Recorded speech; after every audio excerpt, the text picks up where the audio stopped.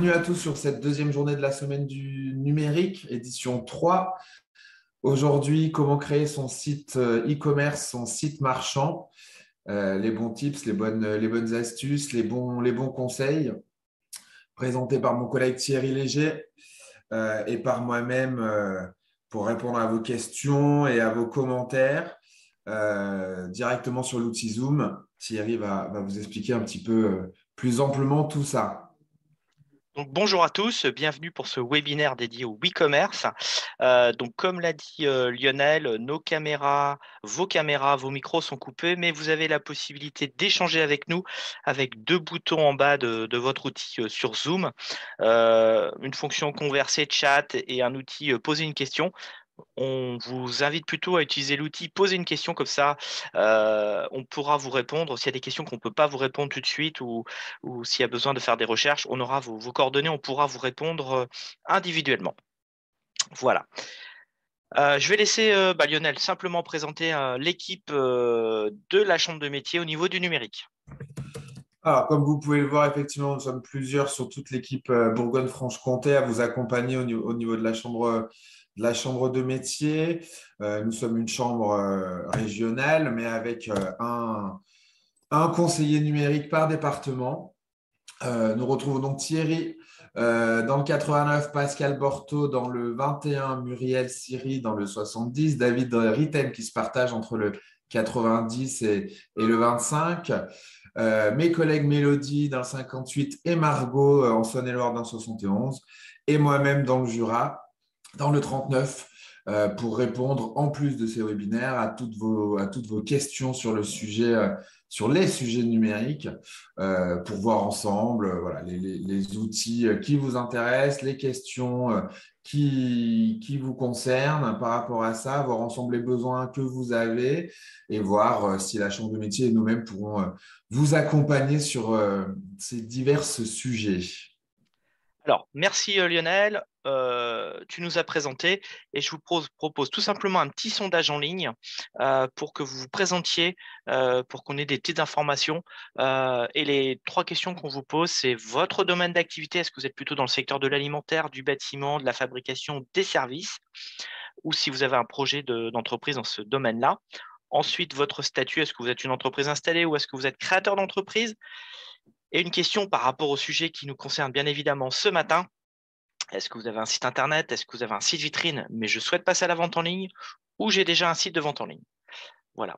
Donc, je vous laisse répondre.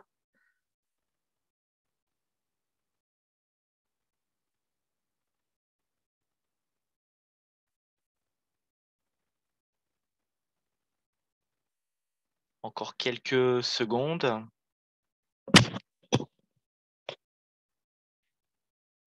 Lionel, est-ce que le son est saccadé de ton côté? Alors, tu as coupé ton micro, Lionel. Pas de ma part, D'accord. j'entends. En tout cas, je t'entends plutôt bien. Parce que dans le chat, je vois quelqu'un qui nous dit qu'il y a des problèmes de son. Donc, ça pourrait du coup venir de votre connexion Internet. Allez, je vais arrêter le sondage en ligne et je vais vous les commenter en direct. 9% des personnes sont dans le secteur de l'alimentaire, 2% dans le bâtiment, 59% dans le domaine de la fabrication et 30% dans les services. Vous êtes à peu près moitié-moitié entre des entreprises installées ou en création d'entreprise. Et ce qui nous concerne, vous avez 50% de personnes qui n'ont pas de site internet, 32% qui ont un site vitrine et qui souhaitent proposer la vente en ligne, et 14% d'entre vous qui ont déjà un site de vente en ligne. Voilà. Allez, c'est parti. Le e-commerce, c'est quoi? Alors, comment on va le définir? Comment on l'entend au niveau de nous, animateurs numériques, au niveau de la chambre de métier?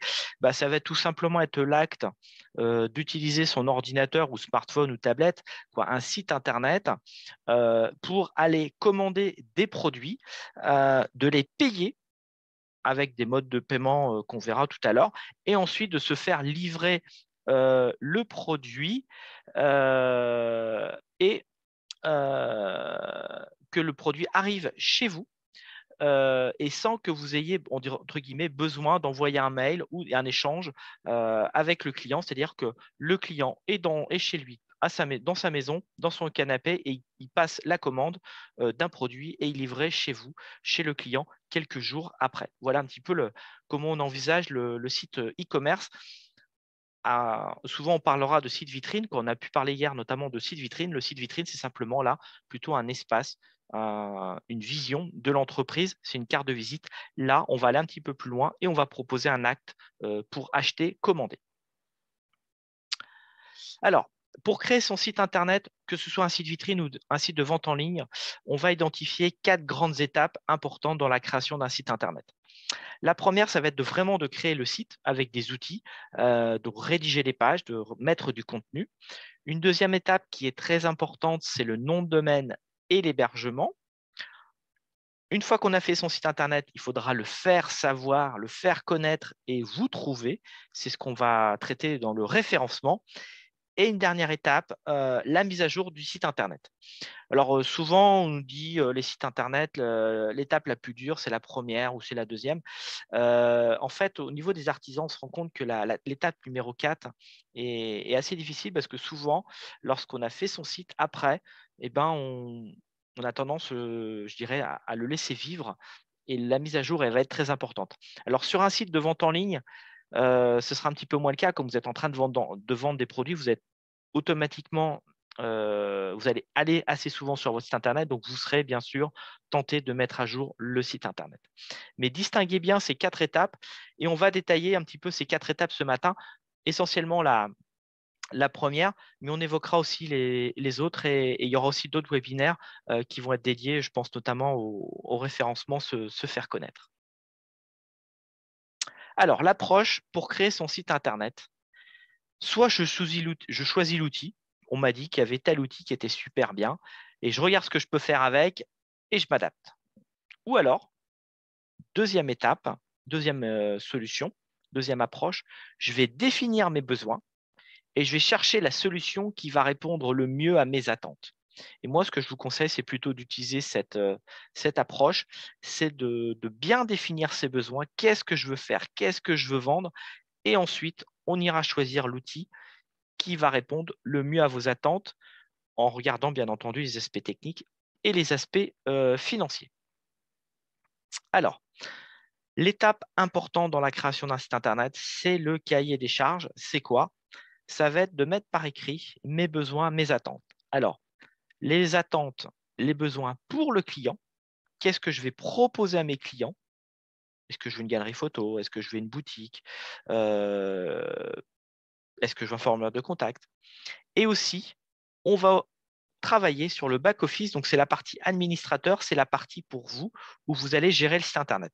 Et cette partie back-office va être un petit peu plus importante que sur un site vitrine parce que comme vous allez devoir gérer un magasin, une boutique, eh ben, vous allez avoir besoin de certains outils. Et ces outils-là, il va falloir y penser à la conception pour ne pas se retrouver bloqué ou voir des gros manques lors de la mise en œuvre du site Internet.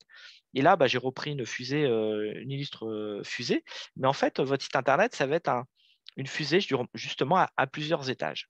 Ensuite, dans ce cahier des charges, on va définir les fonctionnalités. Je vais l'aborder juste après. Et aussi, dans ce cahier des charges, on va parler graphisme. Est-ce que vous avez déjà une charte graphique?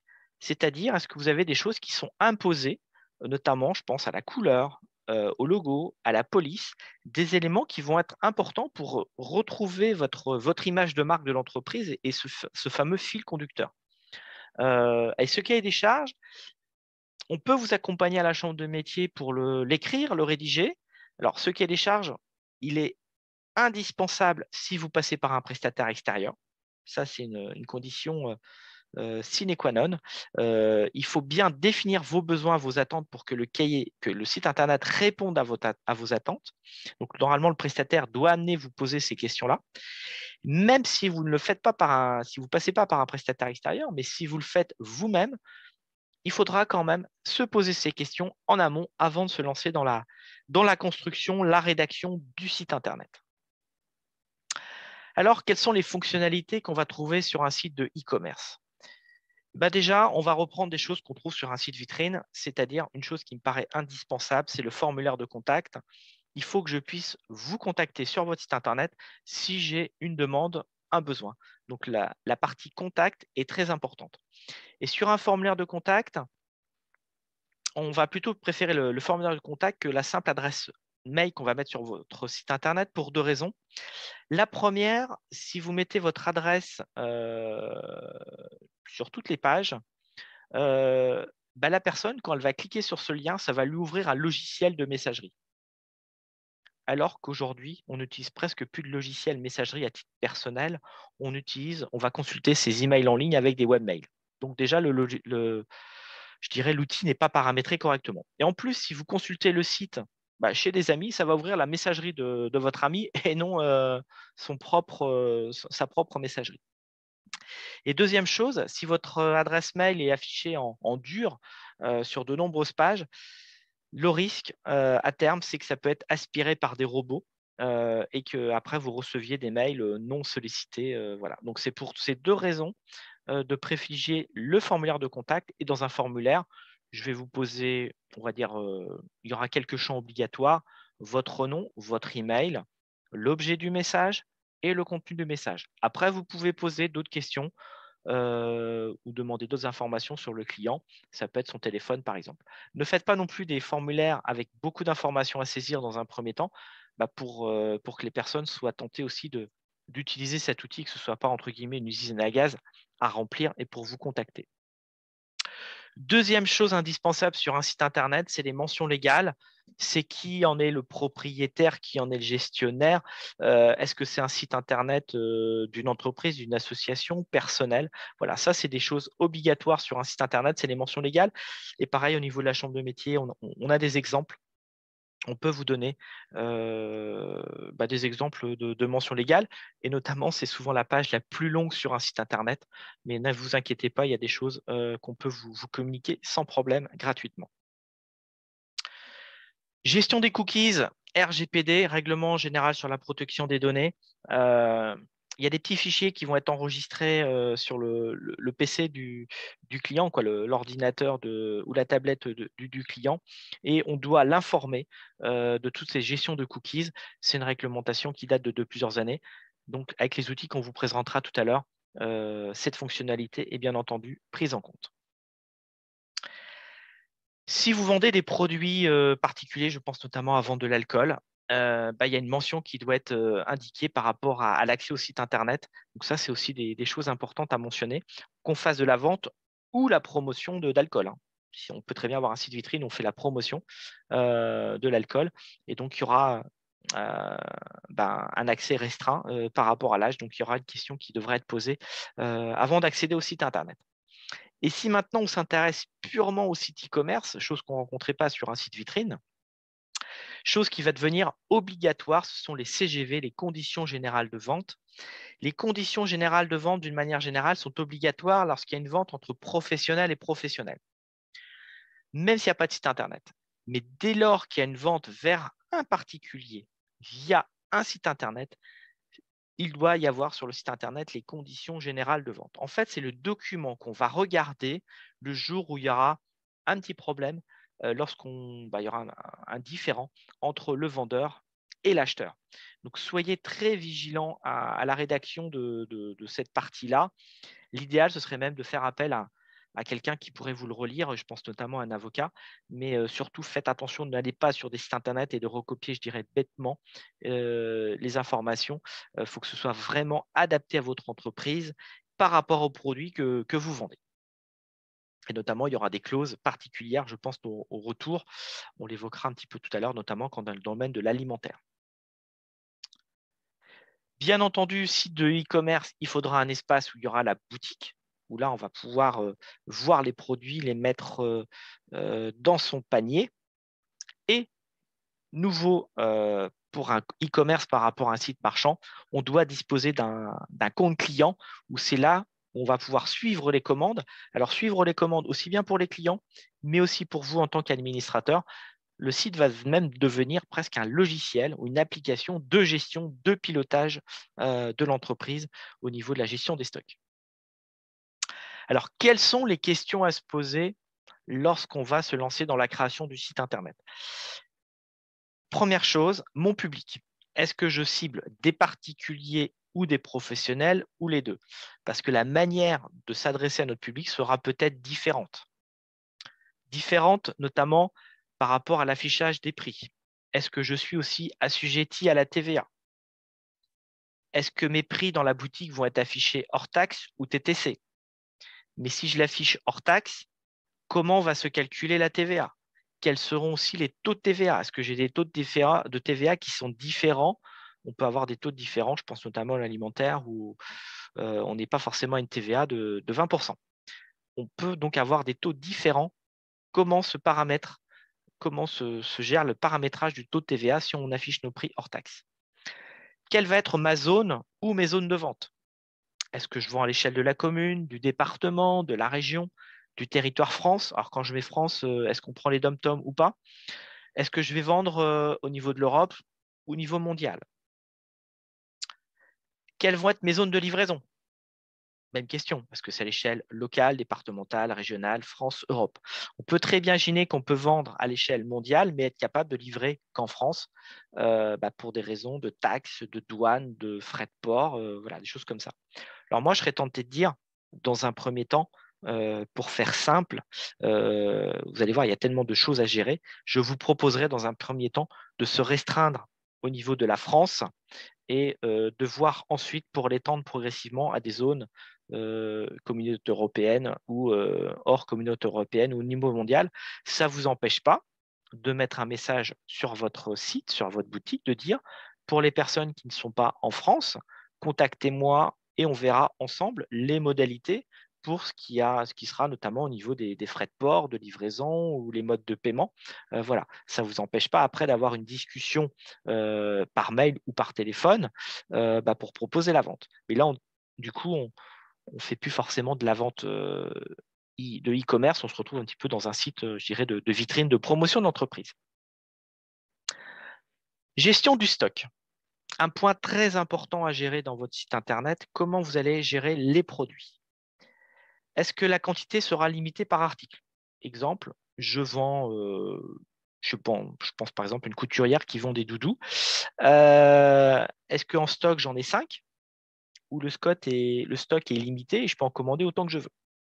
Moi, je serais tenté de vous dire, essayez de limiter la quantité pour que vous n'ayez pas des commandes bizarres. Vous imaginez quelqu'un qui vient vous commander 10 000, 100 000 ou 1 million de produits. C'était prévu sur votre site, donc ça peut vous mettre en difficulté. Donc plutôt de bloquer l'outil et de dire, voilà, on ne pourra pas en commander, par exemple, plus de 10 parce que je n'ai pas la capacité de fabriquer plus ou parce que j'ai pour la gestion de mes produits. Lorsque vous avez mis un stock sur votre site, vous pouvez, vous, en tant qu'administrateur, imaginer que vous allez recevoir une alerte quand le seuil est bas. Exemple, vous allez dire, dès que le stock va arriver à 3, je vais recevoir une alerte par mail dans ma messagerie. Et du coup, je vais prendre la décision, soit je réapprovisionne, c'est-à-dire éventuellement je refabrique, ou alors je laisse le stock descendre jusqu'à 0 et ensuite ce produit ne sera plus proposé parce que c'est une fin de série, c'est une fin de collection où j'ai décidé de ne plus proposer ce produit-là parce que finalement je me suis aperçu que j'avais pas beaucoup de demandes. Et si le stock arrive à 0, comment va s'afficher le produit sur mon site internet? Est-ce qu'il n'est tout simplement plus affiché? Est-ce qu'il est affiché mais on a dit qu'il n'est pas disponible? Ça veut dire que on ne sait pas forcément s'il sera reproduit, mais dans combien de temps. Ou est-ce qu'on propose par exemple une interface pour proposer la réservation? Voilà. Un petit peu déjà ces questions qu'on va se poser sur la création de son site internet. Alors, je me permets de faire une petite pause et de me retourner vers Lionel. Est-ce que Lionel, parmi le chat ou les espaces questions-réponses, tu as des demandes ou des remarques à me faire passer? Eh bien non, enfin, beaucoup de questions, beaucoup de remarques, mais j'y réponds au fur et à mesure. Tu réponds en même temps que les questions se posent, donc ça veut dire on est bien synchro. Une petite question sur le stock à zéro pour des commandes et des articles personnalisés, tu viens d'y répondre, impeccable. Une petite question sur les politiques de confidentialité que tu as passé juste avant avec la RGPD, mais j'y ai répondu. Donc pour le moment, tout va bien. Donc surtout, je reviens sur la RGPD, la gestion des cookies. Insistez bien au niveau de votre prestataire qui vous propose bien les outils adaptés. Je vois, peut-être que toi aussi Lionel, on voit passer des devis où il n'y a pas forcément ces notions qui sont prises en compte et on se retrouve avec des sites non conformes. Je trouve ça dommage lorsqu'on paye un professionnel et que ce soit pas pris en compte. En sachant qu'aujourd'hui, les professionnels ont l'obligation de vous fournir ces éléments-là, mention légale, politique de confidentialité, conditions générales. Ça doit faire partie obligatoirement de leur package.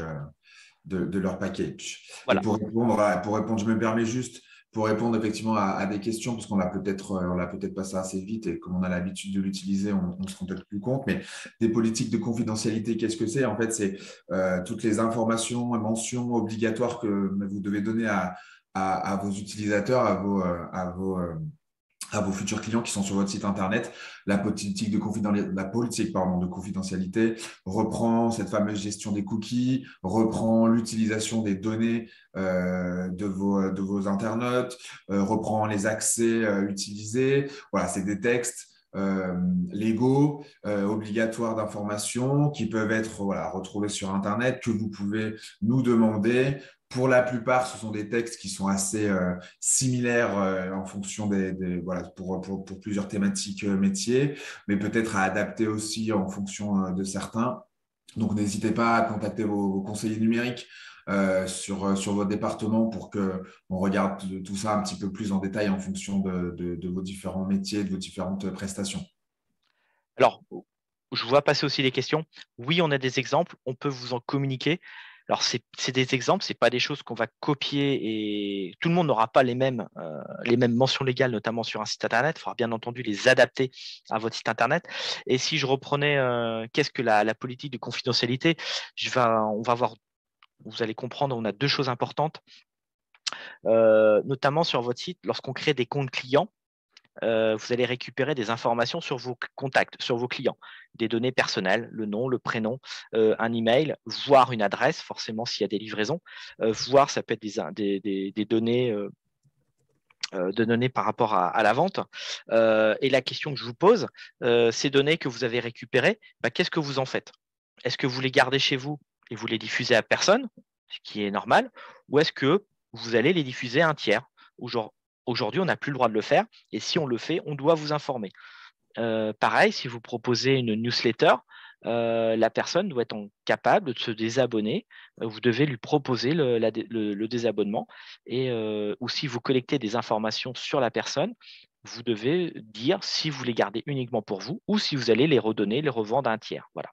Autre donnée aussi qu'on va récupérer lorsque un internaute vient sur notre site internet, on est capable d'avoir des stats, alors qui ne seront pas nominatives. Hein. Si vous venez sur le site de la Chambre de métier, je ne saurais pas que c'est Lionel, que c'est Pierre-Paul Jacques qui est venu sur mon site, mais je vais savoir que vous êtes venu avec une tablette, vous êtes venu avec un ordinateur, vous étiez avec une version de Windows ou une résolution d'écran particulière.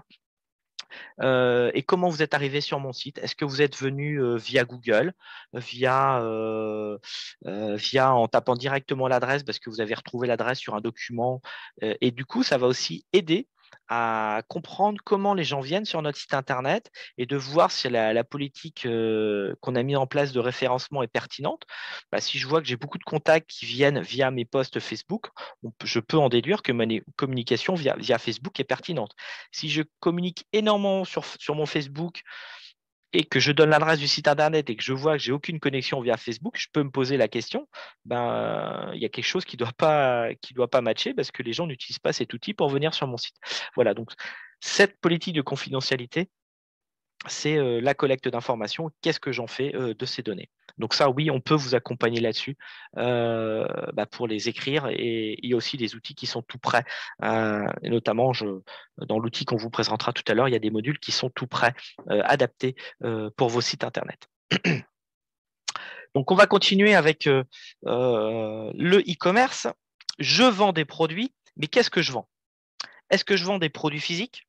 Tout à l'heure, j'ai parlé d'un doudou, d'une table, des meubles, des objets, des pièces que j'ai fabriquées, des pièces physiques que je peux toucher. Ou est-ce que je vais vendre des produits immatériels c'est-à-dire que je vais proposer en téléchargement des outils numériques, des fichiers numériques.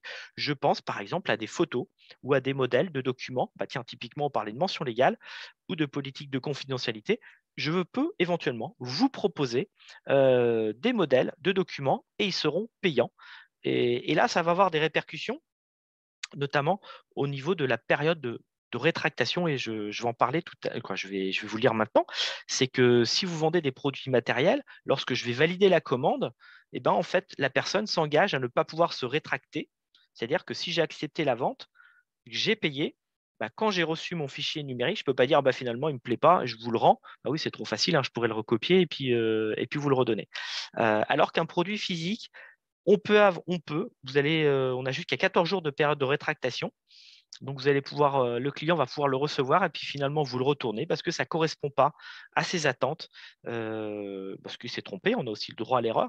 Mais on peut aussi dire, attention, on ne sera pas à 14 jours de rétractation parce que si je vends par exemple des produits alimentaires, vous avez une période de consommation qui est très courte, de 1, 2 ou 3 jours, de dire bah non, je ne vais pas vous le renvoyer au bout de 15 jours parce que forcément le produit sera plus consommable ou utilisable. Et voilà, il faut savoir qu'aujourd'hui, on a des entreprises artisanales qui vendent par Internet des produits frais. J'ai eu l'exemple, j'ai accompagné personnellement une entreprise qui vend du jambon en sauce par Internet et ils ont mis en place toute la chaîne de vente en ligne jusqu'aussi à toute la conservation du froid pour être capable de livrer le client avec un maintien de température, quelle que soit la période de l'année, que ce soit en été ou en hiver. Mes produits à vendre aussi, combien je vais avoir de références? Est-ce que je vends 5 produits, 10 produits, 1000, 10 000, 100 000 produits? Donc, si on commence à avoir des quantités importantes de références, eh ben, on va créer des catégories et des sous-catégories, tout simplement pour faciliter la recherche pour vous et aussi pour les clients. Hein, c'est comme donc, quand vous rentrez dans un magasin, quand vous rentrez dans une grande surface, on a fait des rayons par thème pour que le client s'y retrouve un peu plus facilement. Et du coup, on va être obligé aussi de mettre en place sur son site internet des systèmes de filtres. Donc, ce sera à vous d'imaginer ces filtres. Ça peut être le prix, ça peut être la taille, ça peut être des catégories, ça peut être des couleurs, des formes. C'est vous qui allez définir les moteurs, les outils pour filtrer, rechercher facilement, tout simplement mettre des mots-clés pour retrouver les produits à vendre dans votre site Internet. Alors, lorsqu'on va présenter un produit, donc là, j'ai mis une photo d'une boutique en ligne qui vend des vêtements. Qu'est-ce que va devoir comprendre un produit? Déjà, un produit, il a forcément un nom. On va essayer de lui mettre un nom unique pour les retrouver plus facilement. Ensuite, forcément, on fait de la vente en ligne, il nous faudra un prix. Ce n'est pas obligatoire au sens strict, mais on ne peut pas imaginer de mettre un produit sans photo. Vous imaginez qu'il y aurait notre galerie photo avec tous les polos et on aurait la même photo et le client aujourd'hui aime voir. Donc forcément, une photo, ça nous paraît obligatoire. Et aussi une description courte du produit. Et notamment, en fonction de certains produits, il peut y avoir des mentions obligatoires à mentionner. Je pense, ça peut être des tailles, ça peut être des poids, ça peut être des raisons de stockage, de livraison, bref. Ça peut être ça va dépendre de votre métier, des mentions obligatoires par rapport au produit. La composition, par exemple, si on vend des produits alimentaires, est-ce qu'il y a des allergènes, la composition des produits, l'étiquette comme si on avait le produit physique, tout simplement. Et on peut rajouter aussi des choses complémentaires. Ça peut être des descriptions détaillées, des compositions un peu plus détaillées du produit.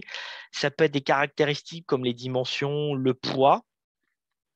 Et on peut aussi rajouter des petites photos. Quand je dis petites, des photos complémentaires pour voir le produit sous un autre angle. Alors, il ne s'agit pas non plus de mettre énormément de photos par article, parce qu'après, en termes de conception du site, ça peut prendre beaucoup de place. Mais d'avoir des photos sous un angle différent, Alors, avec aussi un exercice qu'il faut avoir en tête, c'est dès que vous allez mettre vos produits sur Internet, le risque que vous pouvez aussi être recopié. Donc, c'est un exercice qui peut être délicat pour certains métiers. Il faut mettre des infos, mais je dirais dans certains cas, ne pas en mettre de trop.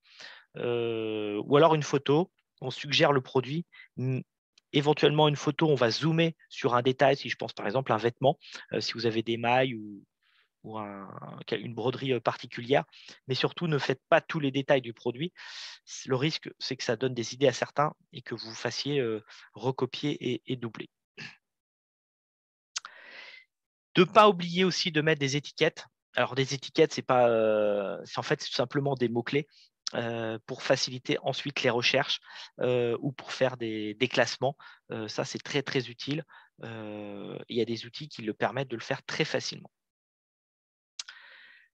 Alors, je vous ai parlé de faire des photos, donc l'image des produits. Et là, il faudra apporter une attention particulière sur les photos que vous allez faire. Déjà, la première chose, est-ce que vous avez les droits sur l'image? Si c'est vous qui faites les photos, il n'y a pas de problème, vous aurez les droits. Attention, si vous faites des photos de personnes, si on peut reconnaître la personne, si vous prenez des mannequins ou ce soit des adultes ou des enfants, il faudra demander l'autorisation écrite pour être sûr que la personne ne puisse pas se retourner contre vous.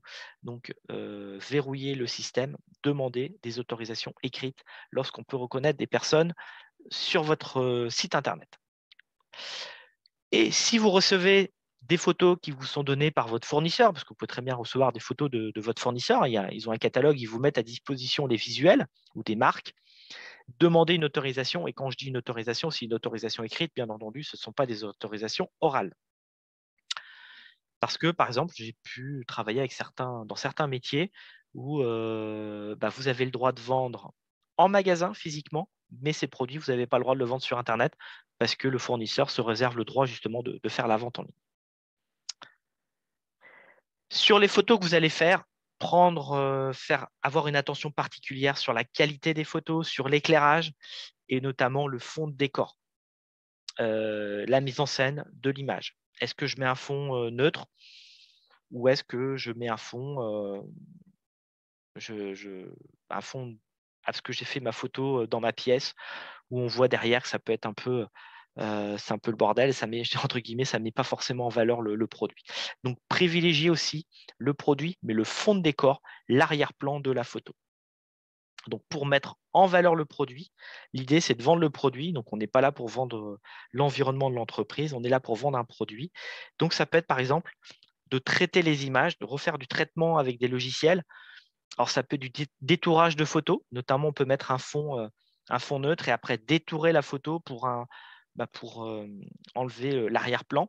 Il y a des outils qui permettent de le faire. On vous a cité plusieurs logiciels. Alors, un logiciel, entre guillemets, dédié aux professionnels qui a un coût. C'est un coût plutôt mensuel. C'est Photoshop. On a l'équivalent, GIMP. Photoshop et GIMP, ce sont des logiciels quand même assez durs à prendre en main. Faut pas se le cacher, et faire le détourage de photos, ce n'est pas l'étape la plus facile non plus à faire. Vous avez des outils gratuits comme Photofiltre. Photo PEA, c'est en fait un outil qui est en ligne et c'est l'équivalent de Photoshop. Donc, ça permet on a trouvé ce petit outil, c'est un artisan qui nous avait donné l'astuce. C'est un outil qui est gratuit, qui est libre et ça permet de retoucher des images, de gérer les calques. Si pour certains, ça leur parle et c'est compatible avec les formats Photoshop.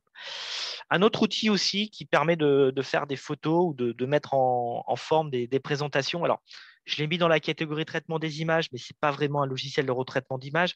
C'est Canva. C'est un outil de conception, graphisme en ligne qui va nous permettre de faire des montages et avec même des dimensions particulières de photos. Je ne l'ai pas mentionné, mais ça me vient tout de suite en tête. On a aussi des outils en ligne, et là, il faut les tester, qui permettent aussi de détourer automatiquement des photos. Là, c'est un robot qui le fait, c'est un outil, et le résultat peut être très bon, voire on peut être déçu. Mais pareil, s'il y en a qui s'intéressent, vous nous renvoyez un petit message, on pourra vous redonner ces petits outils en ligne pour détourer des photos en ligne. Ça peut aussi rendre au service. Attention à la qualité des photos publiées, à la résolution, à la taille des photos. Il faut mettre des belles photos, mais pas non plus des photos trop grosses en termes de poids pour faciliter le téléchargement. Nous n'avons pas tous la fibre sur nos ordinateurs et sur nos téléphones.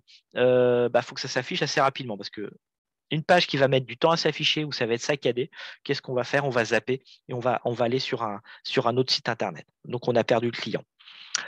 Au niveau aussi des images, il y a 2 formats de photos qu'on va retrouver aujourd'hui sur les sites internet, malgré qu'il y ait de nouveaux formats qui arrivent pour optimiser un petit peu l'affichage. Mais c'est surtout on a 2 types de fichiers. Il y a le fichier de format JPEG, pardon, JPG ou JPEG, et le format PNG. Alors la différence entre les deux, c'est que le format PNG va pouvoir gérer la transparence. On va pouvoir faire des images avec un fond transparent. Avec le JPEG, il n'y aura pas de fond transparent, ce sera un fond uni. Et pour faire ces photos, ce qu'on peut imaginer, c'est de créer un mini studio à la maison ou dans son entreprise. Alors, un studio, là, j'ai pris l'exemple d'une feuille de papier, on prend un petit objet, une poupée russe, et on a son téléphone ou son appareil photo mis sur un pied pour éviter que ça bouge, pour que ce soit plus facile. Mais voilà, typiquement, un fond de décor blanc qui va mettre en valeur le produit. Aujourd'hui, on peut trouver des petits studios photos qui va s'adapter en fonction de la taille de son produit. On peut aussi avoir des studios d'une taille plus importante qu'on va rencontrer chez des professionnels. Si on a des gros produits à vendre, ça va dépendre évidemment de son activité et des produits qu'on va vendre. Voilà. Et Lionel, euh, qu'est-ce que tu as comme... Est-ce que tu as des questions justement sur ces images ou sur ces produits? Oui, je te laissais terminer, j'en ai répondu pas mal, mais effectivement, je reste là vite fait sur effectivement les images, quelques petites questions, une petite astuce de François, effectivement, idéalement, pourquoi pas, si on arrive à retoucher un petit peu, qu'on est à l'aise sur les outils de retouche photo, pour éviter de se faire piquer nos photos et nos produits, on peut effectivement y apposer notre logo sur ces photos, petit logo en bas à droite, en haut à gauche, ce qu'on appelle ce qu'on appelle un, et j'ai perdu le nom, je pourrais Filigrane. un filigrane, merci Thierry, pour pouvoir effectivement être complètement propriétaire de ces photos. Donc c'est une bonne idée. Sur Canva, effectivement, on peut télécharger nos photos, y apposer notre logo et puis voilà, faire preuve du fait que nous soyons propriétaires et des photos et des produits. Alors, une petite remarque sur justement, si c'est des photos que vous avez faites avec votre téléphone, avec votre appareil photo, et puis que cette photo, on la retrouve sur un site internet qui n'est pas le vôtre, comment prouver qu'elle vous appartient, la photo? Il faut savoir que il y a des données qui sont cachées dans une photo, ce qu'on appelle les données EXIF, et on peut savoir quand est-ce que la photo a été prise, avec quel type d'appareil, voire même on peut avoir la géolocalisation si on a activé la fonction GPS sur l'équipement qui a pris la photo. Donc ça peut être aussi des choses qui peuvent servir de prouver si cette photo a été modifiée ou pas. Yes. Pour répondre très brièvement, la résolution idéale de la photo, j'ai envie de dire aujourd'hui, nos téléphones portables, nos appareils photo sont tous très largement sur une résolution idéale. Donc, pas de souci, on ne s'inquiète pas. On va peut-être plutôt parler de poids de photo, c'est-à-dire que sur un site internet, plus la photo est prise avec un appareil photo beaucoup de mégapixels, plus elle va être lourde. Si on a beaucoup de produits et beaucoup de photos par produit, ça peut donc très alourdir le site internet et donc commencer à faire un peu de lenteur sur notre site internet. Donc, on va peut-être effectivement faire attention. Si on prend nos photos avec notre appareil photo, vous avez la possibilité de réduire un petit peu les mégapixels pour donc réduire un petit peu le poids. Mais si on parle en termes de poids, si vous regardez sur votre ordinateur, si vous avez des photos qui sont entre 1 méga et 3 mégas, on est déjà très très bien. Et pour une résolution d'écran, ça nous suffit donc très largement pour ça. Alors justement, votre appareil photo ou votre téléphone va faire plutôt des photos, on est plutôt du 3 mégas aujourd'hui, hein, avec les photos standards, avec nos téléphones ou appareils photo, on est sur du 3 mégas, voire même plus. Sur un site internet, pour que la photo s'affiche bien, il nous faudrait l'idéal, une photo qui fait autour de 100 kilos. C'est-à-dire qu'on va diviser par 10, voire par 100 le poids de la photo. Déjà, une photo qui fait 100 kilos, c'est déjà une grosse photo. Et donc, moi, ce que je vous invite, c'est faire les photos avec la meilleure résolution possible et ensuite de faire du traitement, un post-traitement après, qui va nous permettre de réduire la qualité des photos, de les redimensionner, de les recouper, de les retravailler. Mais en général, une photo qui fait 100 kilos, c'est déjà pas mal sur un site internet. Et après, euh, je devance un petit peu, mais c'est des choses qu'on verra dans les prochains webinaires, notamment sur le référencement. Google a mis en place des outils qui permettent de vérifier l'optimisation du site internet et notamment la vitesse de chargement des photos. et un site internet où les photos mettent longtemps à se charger. Vous savez, des fois sur des photos, on voit le texte qui apparaît par ligne, quoi, la photo qui apparaît par ligne. Là, ça va ne pas faciliter ou ça ne va pas optimiser le référencement du site internet. Donc, ayez en tête qu'une photo sur un site internet dans vos produits, une centaine de kilos, c'est pas mal. Alors qu'elles font en général 10 fois plus, 20 fois plus, 30 fois plus lorsque vous les faites avec votre appareil photo. D'où l'importance de retraiter les photos. Et en plus, quand vous allez faire vos photos avec votre téléphone, votre appareil photo, il va lui donner des noms comme DSC, puis des chiffres ou des choses comme ça. Il faudra bien penser à les renommer vos photos sur votre site internet, tout simplement pour faciliter les recherches ultérieures et aussi pour optimiser le référencement de votre site internet. Et à la question, peut-on utiliser des vidéos courtes pour la présentation de nos produits? Oui, oui et oui. Alors, je vais vous dire qu'effectivement, sur une présentation de produit à 5 photos, on va mettre une vidéo courte, la première, tant qu'à faire, avec, si possible, une vidéo professionnelle, dans le sens où, effectivement, on va essayer de se faire peut-être un petit montage vidéo qui va mettre en avant notre produit. Mais c'est effectivement, en 2022, une très bonne idée de rendre ça un petit peu plus vivant. Toujours dans l'idée de faire attention au niveau du poids des photos et des vidéos sur votre site internet. On ne va pas en mettre sur tous les produits. Peut-être qu'on peut se dire qu'on va tourner une petite vidéo pour un, deux ou trois produits, nos produits phares, par exemple, à mettre en avant sur notre site internet. Donc oui, très bonne idée sur le principe. Alors, Je reviens. très bonne idée pour la vidéo, avec comme une particularité, c'est que les images, on va les stocker sur notre site internet, chez notre hébergeur, alors qu'en général, les vidéos, on ne va pas les stocker chez notre hébergeur pour des raisons de débit, on va les stocker sur une autre plateforme, et notamment, je pense à une plateforme, ça peut être Dailymotion ou YouTube, et on va faire un lien, on va l'intégrer dans votre site internet, ce qui fera que l'utilisateur, lui, il aura l'impression que la vidéo, elle est sur votre site, hein, donc ça ne va rien changer, mais techniquement, la photo sera hébergée ailleurs. Et si vous faites des vidéos que vous hébergez sur YouTube, je vous invite au début ou à la fin de la vidéo de mettre votre signature. Tout à l'heure, on parlait de filigrane. Quand je dis la signature, c'est par exemple l'adresse du site internet, parce que je raisonne encore référencement. On peut aussi tomber sur votre vidéo lorsqu'on fait une recherche sur internet et de la vidéo d'aller remonter dans votre site de vente en ligne. Je reviens un poil en arrière pour différentes questions. On va voir si on a le temps d'y répondre, mais sur les questions un petit peu plus réglementation et plus au niveau du délai de rétractation. Le délai de rétractation de 14 jours, dont tu as parlé tout à l'heure, Oui. Thierry, est-ce que pour les produits personnalisés, ce délai est toujours obligatoire? Sur des sujets comme l'alimentaire, avec des DLC qui vont un petit peu plus loin, est-ce qu'on est obligé de mettre le délai de rétractation de 14 jours ou on peut le zapper pour des raisons d'hygiène?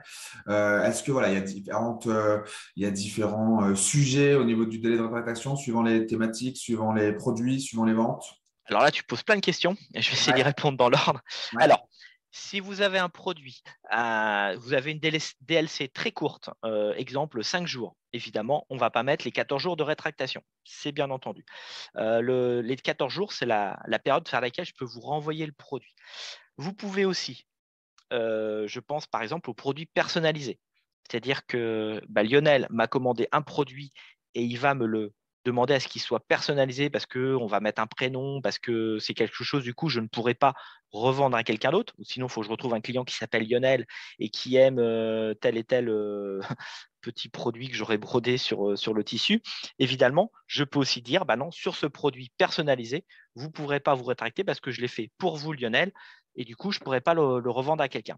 Mais ça, il va falloir du coup le noter, l'écrire dans la fiche produit. Sur ce produit-là, vous ne pourrez pas vous rétracter parce que c'est un produit personnalisé. Et ça, vous le comprendrez très bien.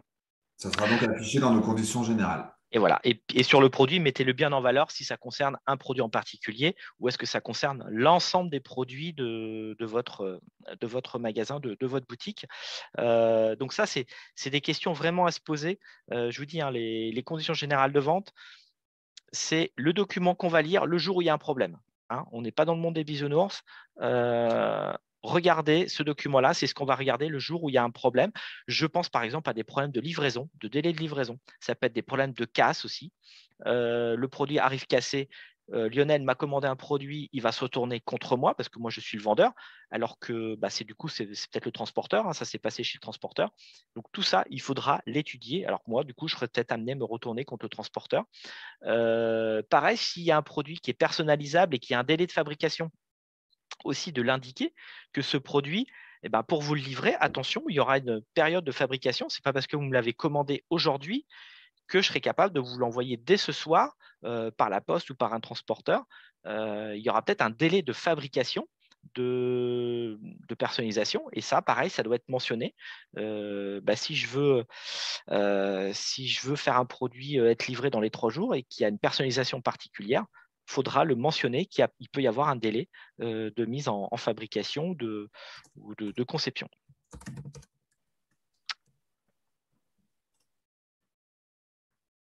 Alors, est-ce qu'il y a d'autres questions? Je continue, Lionel? On a bien avancé, on va continuer un petit peu pour ne pas Allez, perdre trop de temps, il n'y a pas de souci, vas-y. allez.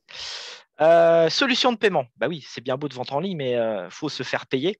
Alors, j'ai un petit peu listé avec Lionel, on a listé un petit peu les solutions de paiement. On est parti des solutions les plus simples jusqu'à évidemment les solutions un petit peu plus, on va dire, complexes ou de vente en ligne. La première, hop, ça peut être de payer comptant à la livraison, c'est-à-dire la personne, elle a commandé sur Internet, mais elle vient le rechercher chez vous et elle va vous payer en liquide. Bon, c'est de la vente en ligne, mais on peut dire que oui, c'est de la vente en ligne. J'assimile ça plus à de la réservation. Ça peut être aussi un paiement par chèque. Je vous envoie un chèque, vous recevez le chèque, et ensuite, une fois que vous avez reçu le chèque, vous envoyez la commande. Bien sûr, le délai d'envoi va être rallongé. On peut penser au virement bancaire. Et donc, ces 3 prestations sont bien entendu gratuites. Il n'y a pas de surcoût pour vous ou pour le client. Vente en ligne, on pense bien entendu paiement par carte bancaire. Et là, il y a plusieurs solutions possibles. Soit vous avez un module qui vous est proposé par votre banque. On peut imaginer de payer par PayPal. On peut imaginer d'utiliser des outils comme SumUp. SumUp propose aussi des outils de vente en ligne. Ça peut être un outil comme Stripe. Stripe, c'est un intermédiaire où où le client va payer par Stripe et vous serez l'argent va être reversé sur votre compte, c'est du paramétrage. Voilà. Donc il y a plusieurs possibilités de vente et de paiement via par carte, je dirais carte bancaire, avec une question à se poser. Quels sont les frais induits lorsque vous utilisez ces modes de paiement? Alors, qu'est-ce que l'on appelle les frais induits? Vous pouvez très bien avoir des frais fixes. Par exemple, votre banque peut très bien dire, si vous activez le module de vente en ligne, ça va vous coûter, je vous dis n'importe quoi, 30 € par mois. Que vous vendiez ou pas des produits, ça va vous coûter 30 €. Évidemment, si vous ne vendez rien, ça vous coûte plus de l'argent que ça vous en rapporte. Et ensuite, en général, sur tout ce qui est vente par carte bleue, comme on paye par carte bleue dans les magasins, il y a un pourcentage sur la vente. En général, ça varie entre 1 et 2% du montant de la commande. Il peut y avoir aussi des frais différents si c'est des cartes françaises ou des cartes étrangères ou si c'est payé depuis l'étranger. Donc ça, il faut bien voir les conditions générales de vente proposées par les outils qui peuvent être votre banque, PayPal, SumUp, Stripe. Et puis, il y en a d'autres, on ne les a pas tous listés avec Lionel, mais vous avez énormément d'outils qui peuvent proposer le paiement. Et ce qui peut être aussi intéressant sur votre site Internet, on peut très bien imaginer de lancer son site Internet sans proposer le paiement par carte bleue, mais en proposant que le virement bancaire, et puis d'activer au fur et à mesure ces modules en fonction de ses besoins, en fonction des retours que vous avez des clients. Donc ça, c'est à la carte. Ce sera à vous de le moduler. Si l'outil le permet, ça nous permet d'avoir justement un outil évolutif ou un site évolutif. La livraison. Le produit, est-ce que je viens le retirer à la boutique ou à l'atelier? Est-ce que j'ai des points de vente physiques? C'est-à-dire qu'il y a des dépôts ou des points de vente de l'entreprise. Ça revient à un retrait à la boutique ou à l'atelier, mais par exemple, mon entreprise est installée à Auxerre, mais on peut très bien retirer le produit à Dijon, à Besançon, à Auxerre ou à Nevers.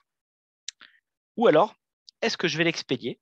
Et comme je vous l'ai dit tout à l'heure, est-ce que je vais l'expédier en France ou hors France. Et là, posez-vous les questions, les modalités de transport, les questions par rapport aux douanes, par rapport au taux de TVA ou notamment, par exemple, à des taux de change. Voilà, toutes ces questions-là, il va falloir se les poser au niveau de la livraison. Et pareil, les frais de transport pourront être différents suivant les produits que vous allez vendre. Si vous proposez le click and collect, alors le click and collect, je l'imagine, on en a beaucoup entendu parler, notamment pendant le deuxième confinement. Je pensais notamment aux produits de l'alimentaire. Comment on va gérer les commandes? Comment on va gérer les préparations et comment on va gérer les retraits? Parce qu'aujourd'hui, les click and collect, c'est on commande et on vient chercher, je dirais, c'est quelques heures après. Mais peut-être, si vous êtes dans l'alimentaire, il va y avoir un délai de préparation.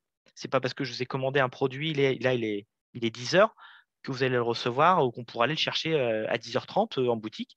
Il y a peut-être une préparation à faire. Donc, ce sera à vous de déterminer ce délai de préparation.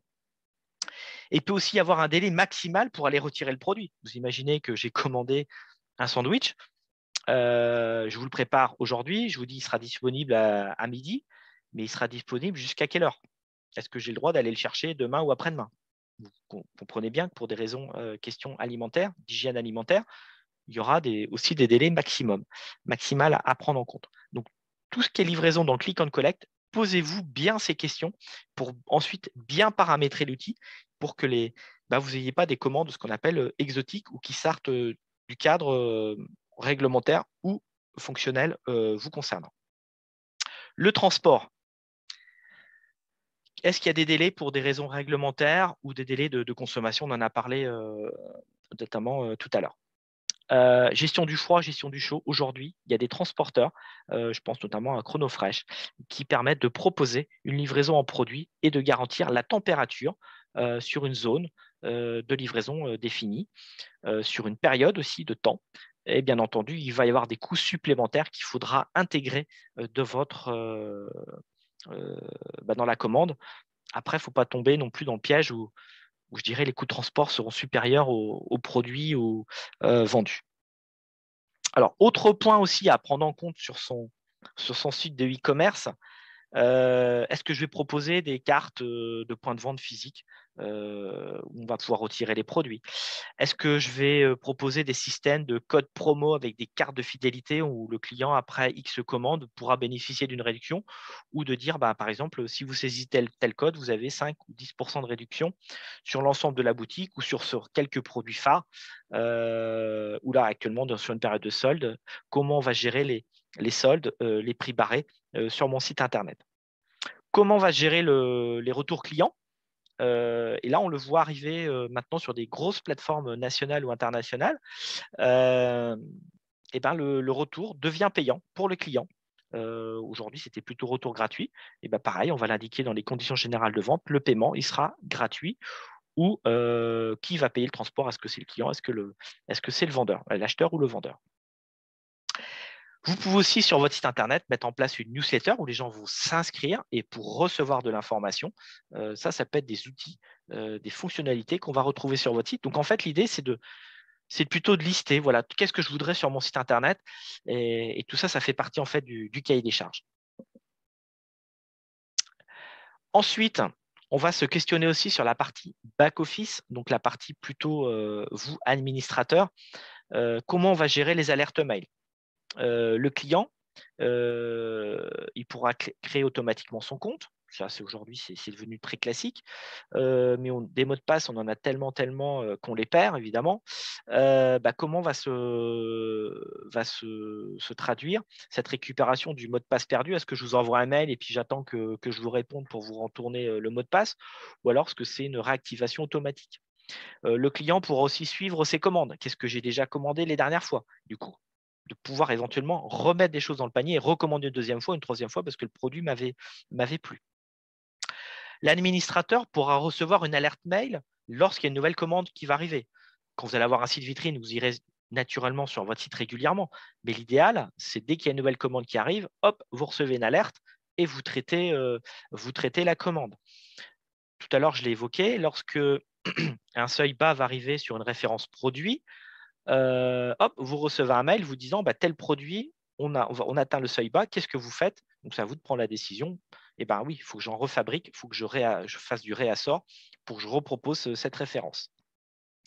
Comment va-je gérer les commandes, le suivi des commandes, le suivi des bons de livraison, l'envoi des factures. Donc, tout ça, ça peut être généré via le back-office. Ça va être généré le back-office et il y a du paramétrage à faire. Tout à l'heure, lorsqu'on a listé les produits, on peut très facilement arriver sur des sites internet à 100, 200, 300 produits. Alors, ça peut faire peur à premier abord, mais si on regarde bien avec toutes les références produits, les couleurs, les tailles, ça peut faire énormément de produits. Et ben, dans le back-office, on a aussi des outils qui vont permettre d'importer, de massifier l'importation des produits. C'est souvent un tableau qui va ressembler à un tableau Excel et on va remplir un tableau Excel et en 2-3 clics, ça va nous faire l'importation des produits. Il y aura juste à remettre les photos sur chaque produit et ça peut vous faire gagner un temps fou. Ça peut vous faire gagner du temps pour la conception du site Internet. Alors, un petit volet sur l'aspect réglementaire, plusieurs points. C'est entré en vigueur le 28 mai 2022, donc c'est tout récent. Ça, c'est pour répondre à des, entre guillemets, des abus qu'on peut trouver sur des sites Internet. La modification très fréquente des prix, parfois même automatiquement sur la base d'algorithmes, ceci est parfaitement illicite. Notamment lorsqu'on fait croire au client qu'on va lui faire une bonne affaire en publiant un prix barré de référence qui n'a jamais été pratiqué sur le site web ou simplement par rapport à la durée de la promo. Vous avez dû remarquer que quand vous allez sur certains sites, vous hésitez sur le produit et puis quand on y retourne, on voit que le produit augmente, tout simplement pour nous tenter de passer commande très rapidement pour se dire le prix il est en train d'augmenter, faut, pour en bénéficier, je l'achète. Donc ça, c'est strictement interdit. Avis des consommateurs. Interdiction de publier des avis en masse des personnes qui n'ont jamais en fait fréquenté votre boutique. Il faut que les gens qui vous mettent des avis, ce soient des vraies personnes et que ce ne soient pas des robots ou des agences de communication. Il faut vraiment que ce soit le vendeur lui-même. Et pour ceux qui ont peut-être suivi le webinaire hier avec notamment la fiche Google établissement, ça, c'est des choses aussi importantes, l'avis des consommateurs. Si vous proposez des offres en évidence, si vous mettez en offre des offres en évidence lorsque la personne fait une recherche sur votre site internet, mais que le produit, ce n'est pas le même, en fait, on essaie de détourner la personne, hein, évidemment. Ça, il faut le signaler explicitement que cette recherche ou les résultats de la recherche ne correspondent pas à votre recherche explicitement. Il faut que ce soit bien noté. C'est obligatoire maintenant de mentionner les numéros de téléphone dans les mentions légales et sur les réseaux sociaux. C'est obligatoire pour les marketplaces. En fait, le législateur a voulu faciliter au maximum le contact direct entre l'acheteur et le vendeur. Donc, chose qu'on n'avait pas forcément dans les mentions légales, mais qui est obligatoire maintenant, le numéro de téléphone, qu'on soit capable de vous appeler directement par rapport à la vente ou au site Internet. Alors, avant de parler de solutions, Lionel, est-ce qu'il y a des questions?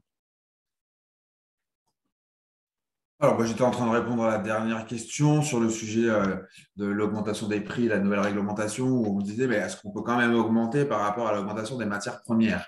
Évidemment qu'on peut augmenter nos tarifs. Ce qui est interdit, et ce que vous disiez Thierry, c'est en fait de dire, voilà, j'ai un produit à 69 euros, tiens, je sais qu'il y a les soldes qui vont arriver, hop, je le monte à 89 pour le remettre en solde à 69. En gros, sur le principe, c'est ça l'interdiction, c'est l'augmentation abusive pour des pseudo-promos. Mais évidemment que vous avez le droit d'augmenter vos prix en fonction des matières premières, en fonction de la demande, etc., par rapport à tout ça sans aucun souci.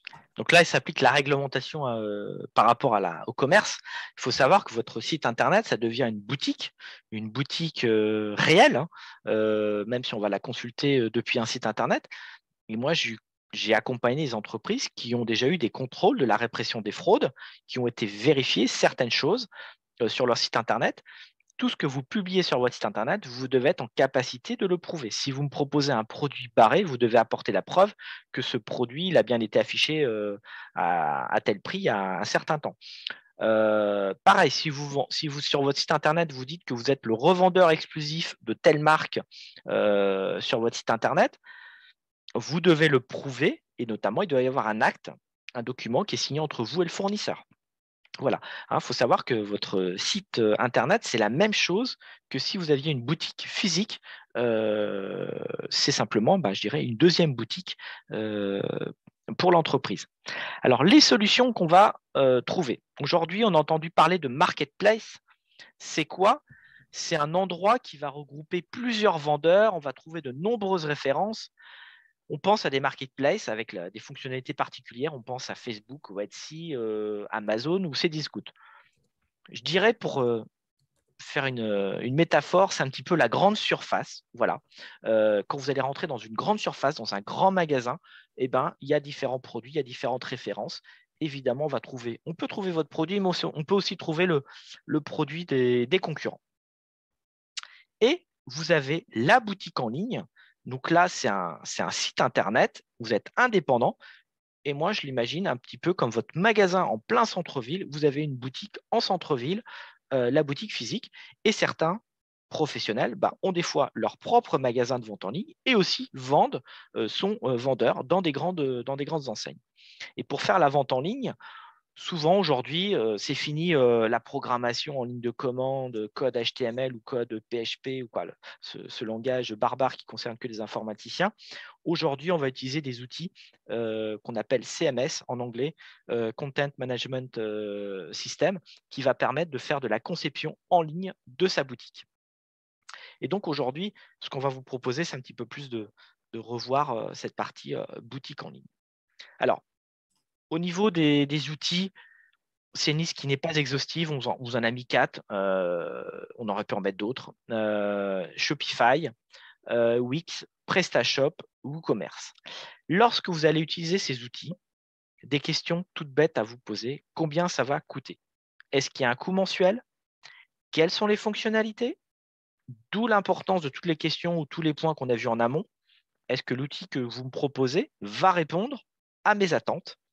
Est-ce qu'il y a des thèmes disponibles au niveau de la charte graphique? Est-ce que c'est paramétrable pour qu'on retrouve bien notre image de l'entreprise? Donc, toutes les questions qu'on a pu voir en amont, est-ce que ça, je vais pouvoir le faire avec les outils que je vous ai, qu'on me propose ou que j'ai trouvé sur Internet ou que le prestataire me propose?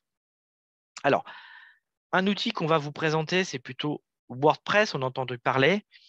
L'avantage de WordPress, c'est qu'on va pouvoir passer gratuitement du site vitrine à la boutique en ligne. Et la boutique en ligne, c'est un module qu'on va rajouter qui s'appelle WooCommerce. Attention, attention, il y a un gros piège qui vous tend les bras.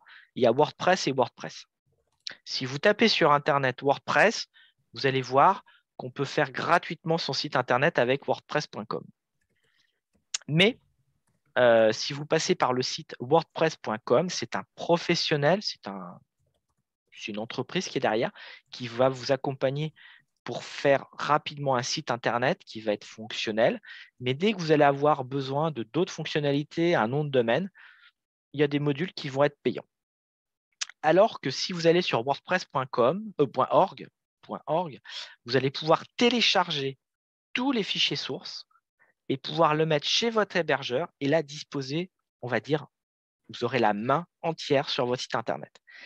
Et typiquement, c'est WooCommerce. Si vous passez par wordpress.com et vous installez le module WooCommerce, il va vous demander, si je ne me trompe pas, 45 € par mois pour utiliser le module WooCommerce. Donc, c'est-à-dire que si vous ne vendez rien, déjà, ça vous coûte 45 € par mois.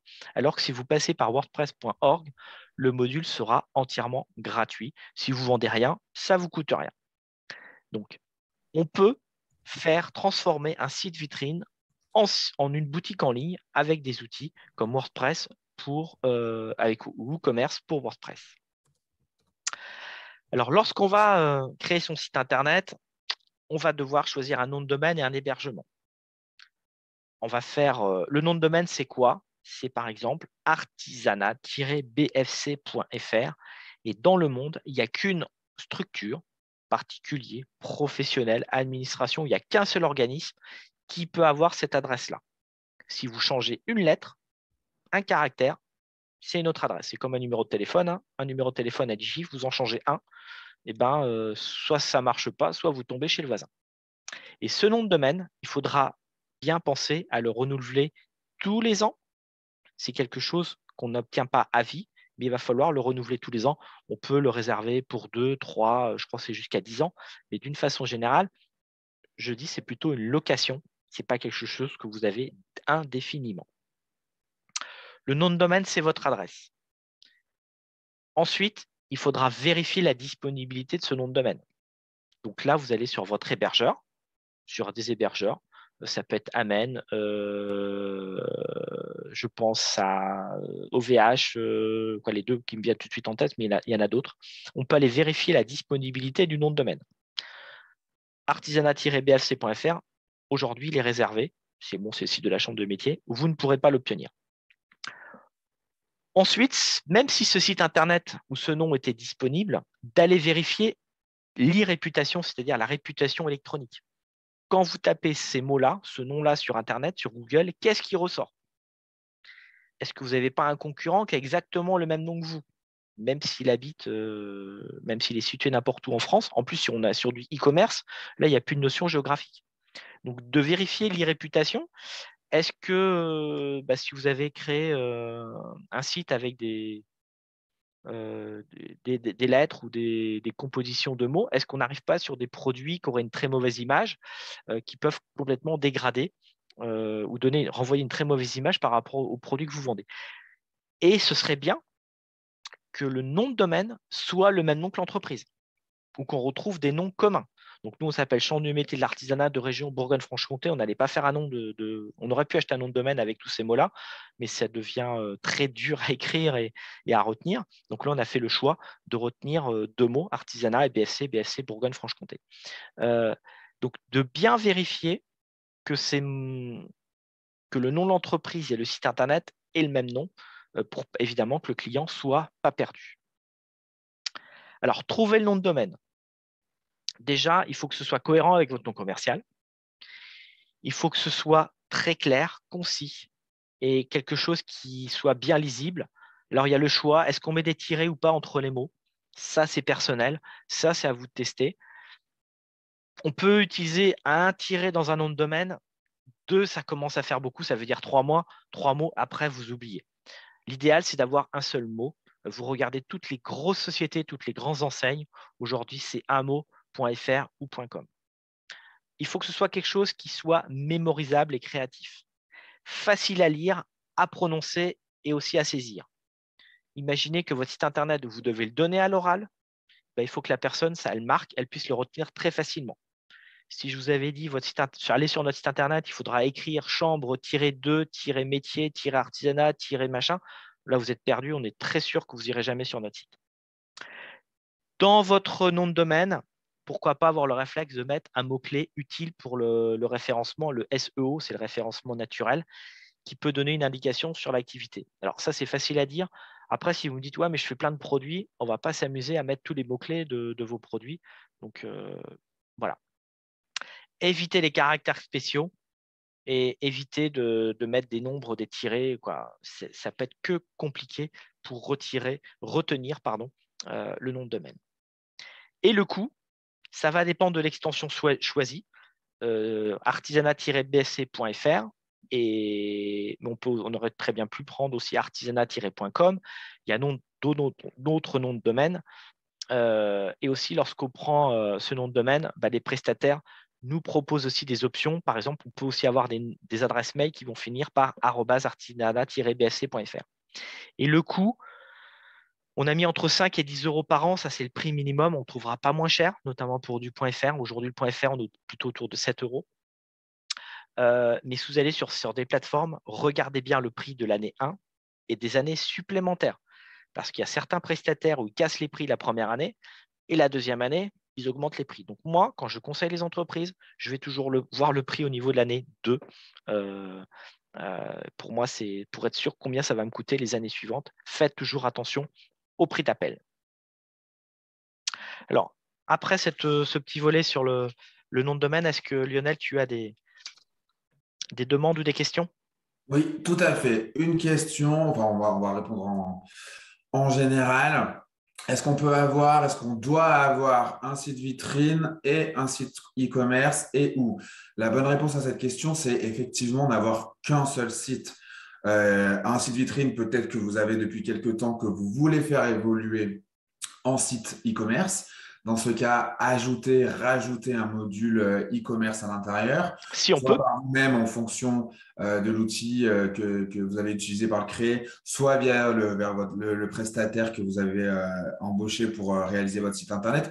Donc, effectivement, avoir un seul nom de domaine, un seul accès pour un même site qui présentera votre entreprise, vos produits et qui vendra vos produits, c'est effectivement l'idéal et le moins coûteux évidemment parce que on va payer qu'une seule fois l'hébergement, le nom de domaine, etc., etc.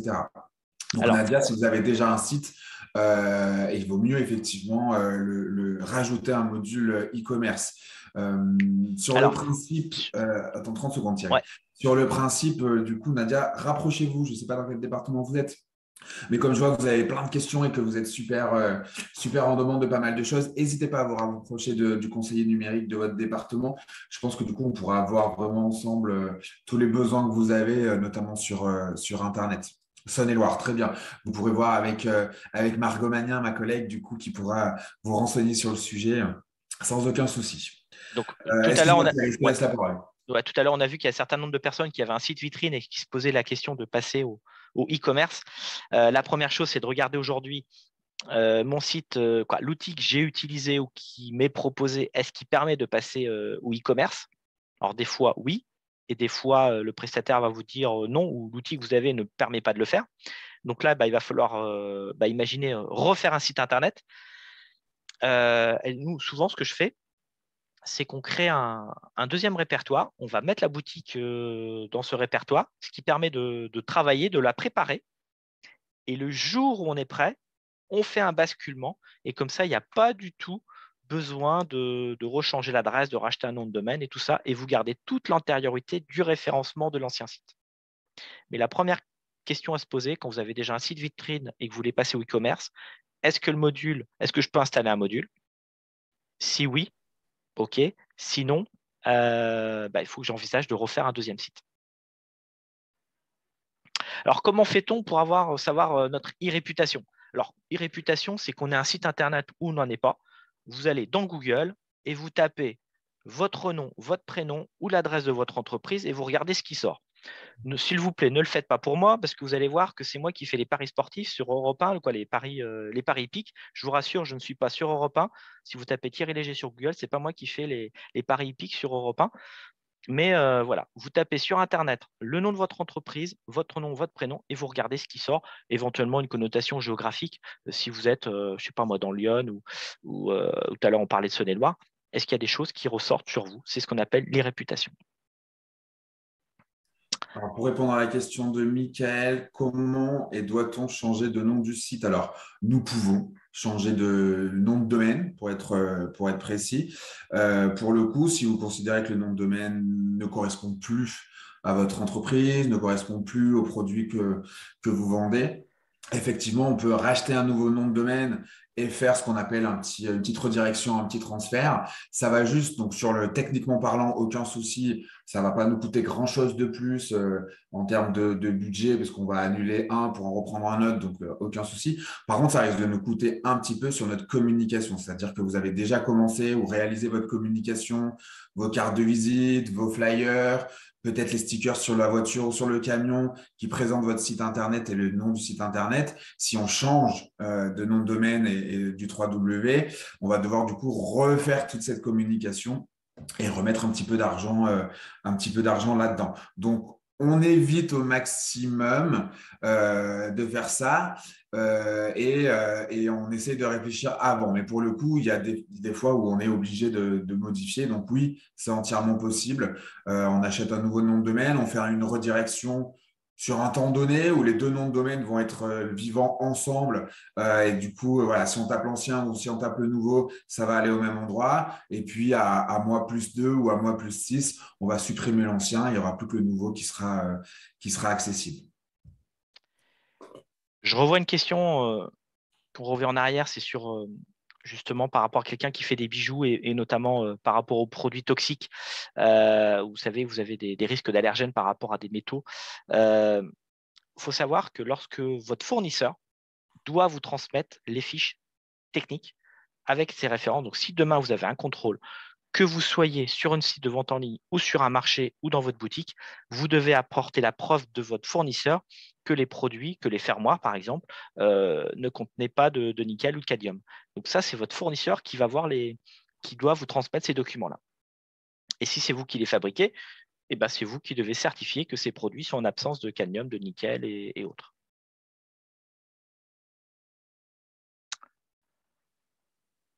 Ok, c'est bon, Lionel, on continue. Juste une petite question qui est revenue effectivement, et où on revient sur les mentions obligatoires, mais c'est une question assez spécifique sur des produits d'Adeline, sur des produits puériculture, avec une réglementation voilà, sur un domaine d'activité où c'est pas, la réglementation n'est pas vraiment officielle. Est-ce qu'on a des obligations d'informations sur les risques, étouffement, Ah oui, âge, oui, oui. recommandations, etc. Donc, de toute façon, pour tout ce qui est mineur, on a obligatoire, enfin, il y a des obligations à voir. Maintenant, en fonction des produits et des thématiques, il y a certaines obligations qui le sont plus que d'autres. Donc, il faudrait peut-être faire une recherche un petit peu plus précise sur vos produits. Et même si on vous a dit que c'était un peu dévalorisant pour le produit, ce que je peux entendre sur le principe, mais ça n'empêche que ça reste obligatoire. Alors, on a encore de la chance, on n'est pas en Amérique aujourd'hui, mais je rappelle qu'aujourd'hui, on peut porter plainte pour beaucoup de choses et il y a beaucoup de jurisprudence qui se font. Donc, évidemment, sur les obligations légales, comme son nom l'indique, on est obligé d'informer. Et sur on va dire du bon sens, on peut aussi l'ajouter et le mettre. C'est pas bien grave. C'est-à-dire que moi, personnellement, je vais pas dire que votre produit est dévalorisé parce qu'effectivement, il y a des recommandations de bon sens et obligatoires. Au contraire, je dirais que le vendeur est suffisamment professionnel pour m'indiquer quand même que oui, effectivement, c'est fait pour les petits-enfants et qu'il y a quand même des choses à faire attention parce que tout n'est pas forcément logique et pratique. Mais il faudrait regarder ça avec votre conseiller numérique départemental pour voir exactement les produits et les obligations sur ces sujets-là, Adeline. Et notamment si vous vendez des produits, des produits pour enfants ou des vêtements et que c'est destiné à à des mineurs ou des bébés, il y a des règles par rapport à l'arrachement des produits, la résistance. Mais ça, c'est pas spécifique à la vente en ligne, hein. Vous vendez ce produit sur un marché ou dans votre boutique en physique, vous êtes assujetti aux mêmes réglementations. Là, on n'est plus dans le cadre purement numérique. Et dans les mentions légales, on ne l'a pas dit tout à l'heure, mais une nouvelle particularité aussi, on doit le mentionner dans les mentions légales que vous avez le statut d'entreprise individuelle voilà. Et pareil, si vos produits sont hors taxe, pardon, sont TTC, non assujettis à la TVA, excusez-moi, et ça doit être mentionné que l'entreprise n'est pas assujettie à la TVA, hein. Vous imaginez qu'une entreprise achète, elle sait qu'elle ne pourra pas récupérer la TVA. Et une question d'Odile, où là, j'avoue que je n'ai pas forcément la réponse. Enfin, en tout cas, j'ai pas la certitude sur la réponse. Est-ce qu'on peut faire nous-mêmes de la vente aux enchères sur notre propre site Internet? C'est-à-dire que notre site Internet e-commerce peut être un site de vente aux enchères. Sur le principe, je dirais oui. Je ne vois pas où on aurait une interdiction de faire ça, mais à Mais pousser pour plus d'infos. faut bien étudier la question. C'est ça. Pour moi, oui, il n'y a rien qui vous l'empêche, il n'y a rien qui vous l'interdise, mais derrière, il y a toute la gestion, comment vous gérez les inscriptions, les systèmes de surenchère. Je dirais, il y a des outils qui sont déjà très bien faits, qui existent aujourd'hui, peut-être les utiliser, à moins que ce soit votre activité principale de travailler sur ce système-là. Mais si c'est pour vendre quelques produits à l'année, je pense qu'il vaut mieux utiliser des plateformes qui soient dédiées et sécurisées où tout va bien. Et une Allez, dernière question vite fait, Françoise qui fabrique des accessoires et qui veut mettre en dépôt-vente. avec des commerçants qui ne prendraient pas de commission, donc très sympa déjà, les commerçants, c'est cool. Est-ce qu'on peut le faire sans qu'ils soient embêtés financièrement? Bah, sur le principe, je ne vois pas où ils seraient embêtés financièrement parce que ce sera deux caisses différentes. Une caisse pour eux, leurs produits à eux, une caisse pour vous, vos produits à vous. S'ils ne prennent pas de commission, tout est réglé sur le principe. Par contre, effectivement, il faut légaliser ça et avoir un petit contrat de dépôt-vente avec eux officiellement. Mais sur le principe, aucun problème. Alors, le nom de domaine, tout à l'heure, on vérifie la disponibilité. Là, je suis sur un hébergeur qui s'appelle notamment OVH. Et ben, lorsque je vais taper, par exemple, mon site qui va s'appeler muriel-formation.fr, soit j'ai un petit V qui me dit qu'il est disponible, je peux le réserver 1 an minimum jusqu'à 10 ans, ou alors il va me dire bah, il n'est pas disponible, il faut que tu en trouves un autre, ou tu attends qu'il devienne disponible, ou on peut aussi demander le transfert ou de le racheter à la personne à qui il appartient. Et là, bah, je dirais entre guillemets, les prix sont libres. Vous avez aussi un petit outil qui s'appelle, vous tapez sur Internet Voice. Vous tapez, ça marche très bien pour le .fr, peut-être un petit peu moins sur le .com, mais vous tapez le nom de domaine et sur cet outil-là, et ça va vous dire qui, quoi, ça peut vous donner des informations, qui en est le propriétaire, ou est-ce que le site a été créé, enregistré, et aussi l'antériorité, est-ce que c'est quelque chose qui a été créé il y a quelques semaines ou quelque chose qui a été créé il y a 5-10 ans. Je m'en suis servi, moi, il n'y a pas très longtemps. J'ai reçu un message d'Amélie qui me disait qu'il y avait un petit problème sur mon compte de la sécurité sociale. Ça m'a mis un gros doute, ça sentait la supercherie, mais énorme. J'ai été sur Voice, j'ai tapé le nom de domaine et le site avait été créé 15 jours avant. Donc, c'est pour vous dire que les services de l'État n'ont pas créé un site en 15 jours et l'ont mis en ligne par rapport à un domaine de la sécurité sociale. C'est un outil aussi WHOIS qui peut vous donner une antériorité sur un nom de domaine. Le nom de domaine et l'hébergement, moi, je vous invite très, très, très fortement à ce que ce soit vous qui disposiez des identifiants et que vous ayez les identifiants, ce qu'on appelle l'administrateur principal ou le super administrateur. C'est vous qui devez en détenir les clés, qui devez être le maître. Ne faites attention de déléguer ça à quelqu'un parce que du coup, ce n'est plus vous forcément qui détenez les clés de la maison. C'est important que ce soit vous qui déteniez ces codes et qui fassiez le renouvellement, même si derrière, ce n'est pas vous qui faites le site internet, si vous n'en comprenez rien, mais c'est vous qui devez avoir les clés, les codes pour bien renouveler le nom de domaine et l'hébergement. J'ai eu le cas d'entreprise où elle n'avait pas la main sur son site internet et ça, c'est très, très, très dangereux. Le référencement. On ne va pas faire une page, on ne va pas faire un webinaire dédié au référencement. Il y a quelque chose qui est prévu cette semaine. Mais hop, il y a deux types de référencement. Il y a le référencement naturel et on a indiqué Google parce que c'est le moteur en France utilisé pour plus de 90% des recherches. Vous avez le référencement payant aussi avec Google. Simplement, patience, c'est quelque chose qui est très long, le référencement. Et la priorité pour moi, c'est le référencement naturel. Et quand vous aurez fait tout ce qu'il faut bien sur le naturel et que ça ne suffit pas, on passera au référencement payant.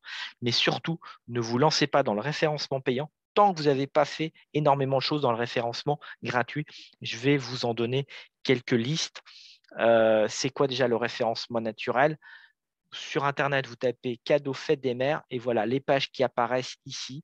On a fait un imprimé écran il y a l'année dernière. C'est du référencement naturel, gratuit. Pourquoi ça apparaît là? Parce que la personne elle a soumis son site Internet, elle a du contenu de qualité et optimisé, notamment des mots-clés.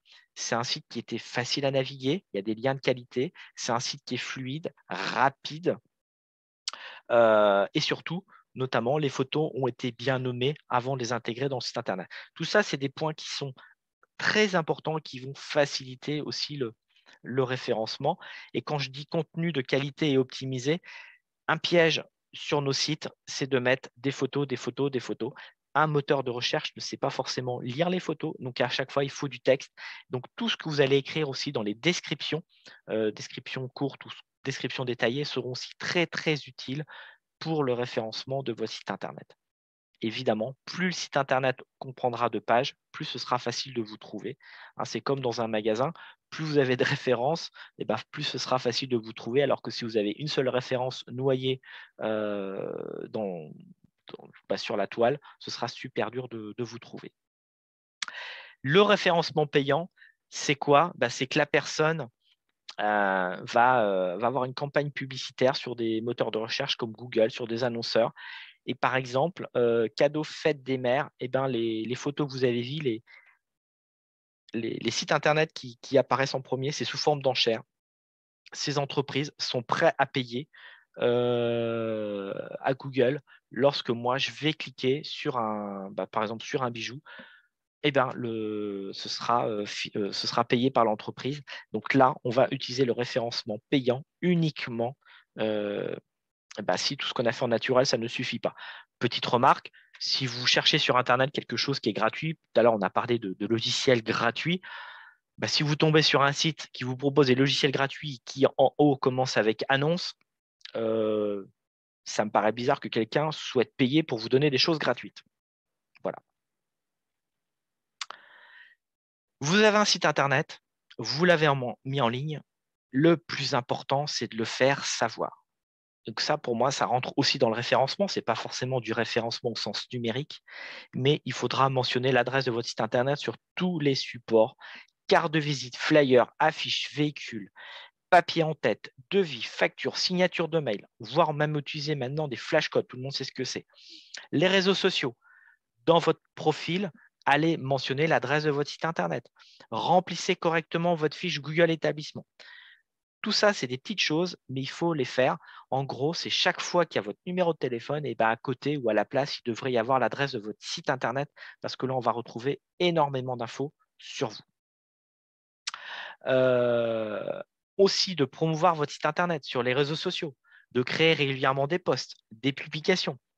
Pourquoi pas faire une newsletter ou un emailing? Moi, je veux bien vous envoyer un mail pour vous présenter mon site Internet ou les webinaires, mais il faudrait déjà que j'ai votre mail. Donc, le plus difficile en amont, ça va être de faire un fichier clientèle. Et là, vous pouvez le faire avec des outils très simples. Ça peut être des tableaux Excel, mais ça peut être vos logiciels de devis, facture ou logiciels de gestion. On va pouvoir extraire ces données-là et d'envoyer des mails en respectant bien entendu la réglementation. Et là, je vous cite un exemple d'outil qui permet d'envoyer des mails, c'est Sendinblue.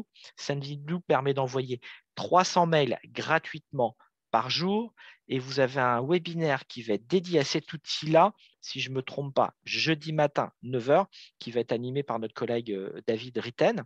Donc, ça peut être un outil qui va être complémentaire à votre site de vente en ligne pour aller en faire la promotion. Parce que je suis persuadé que votre site Internet, on ira acheter sur votre site Internet si les gens vous connaissent déjà.